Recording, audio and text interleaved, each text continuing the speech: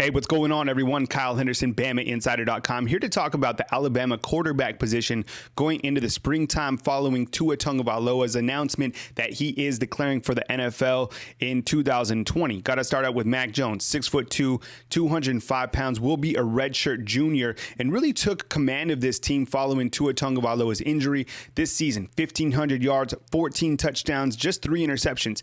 Let's look at his final 2 games of the season. Against Auburn, 26-39. 335 yards, 4 touchdowns, and 2 interceptions. And then in the Citrus Bowl, he really flourished. 16-25, 327 yards, 3 touchdowns. It was quite interesting that nobody really talked about his performance. And if you look at that first touchdown that he threw to Jerry Jeudy, was right on the money. Threw that difficult touchdown pass to Devontae Smith.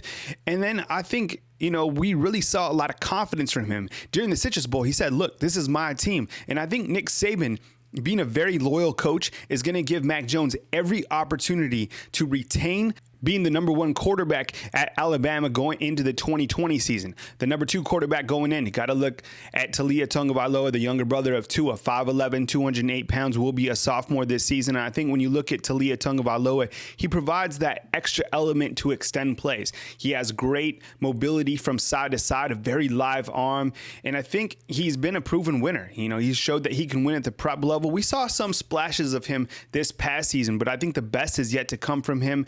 I think if you want to be critical with Taulia, you could probably look at his size, but then again, rewind to last spring game.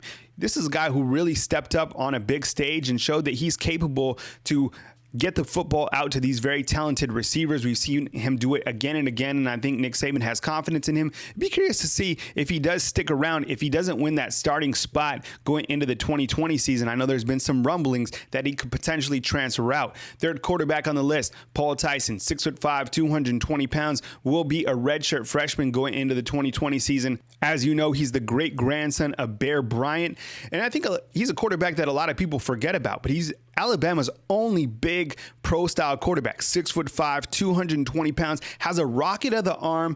He's a traditional quarterback. I think a lot of people are sleeping on Paul Tyson, and be curious to track his progression moving forward. Not a lot of people talk about Paul Tyson, and sometimes the guy who's the most quiet in the room is the guy you got to keep eyes on. So let's keep tabs on Paul Tyson as he continues to develop and move forward. He's got a really big arm.